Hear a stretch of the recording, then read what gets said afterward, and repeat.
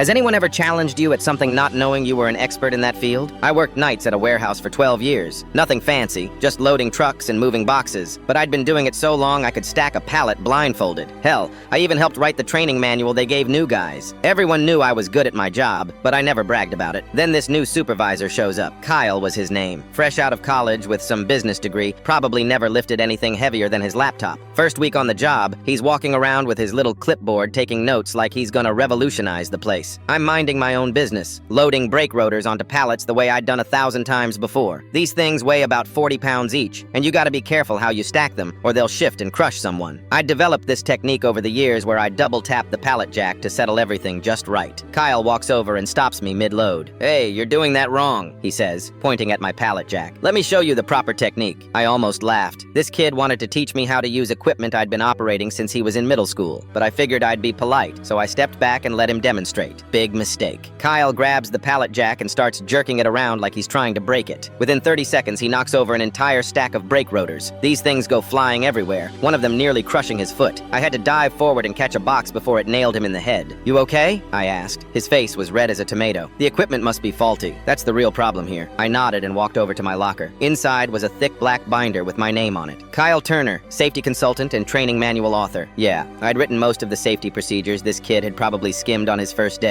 When I showed him the manual, his mouth just hung open. But instead of backing down, he doubled down. "Well, we're implementing new efficiency standards anyway," he said. "Starting Monday, we're gonna try some new methods I learned in my logistics class." Monday comes around and Kyle calls a meeting for all the night shift guys. He's got this PowerPoint presentation about optimizing workflow and maximizing productivity. Most of it was just fancy words for doing the same stuff we'd always done, but worse. The real problem was his new system required us to lift heavy pallets manually onto high racks without using the safety cages. I'd seen guys get seriously hurt doing exactly that. "Someone's gonna get hurt with this setup," I told him. Kyle waved me off. "That's just resistance to change. Trust the process." I tried explaining why the safety cages existed, but he wasn't having it. Said I was being difficult and stuck in old ways. 2 nights later, exactly what I predicted happened. One of the newer guys, Brandon, was trying to follow Kyle's new system. A 600-pound pallet of engine parts shifted while he was lifting it manually. Pinned his arm against the rack and broke his wrist in 3 places. Warehouse shut down immediately. Corporate flew in the next day to investigate. When they interviewed everyone, we all told them the same thing. Kyle had removed the safety equipment despite warnings from experienced workers. Brandon's injury could have been avoided if we'd followed the original procedures. The investigators pulled out the training manual, my training manual, and compared it to Kyle's new system. Every safety violation was documented. Kyle got demoted to office work the next day. They moved him to some desk job where he couldn't hurt anyone. I didn't gloat or anything, just clocked in the next night, put on my work gloves, and got back to loading trucks the right way.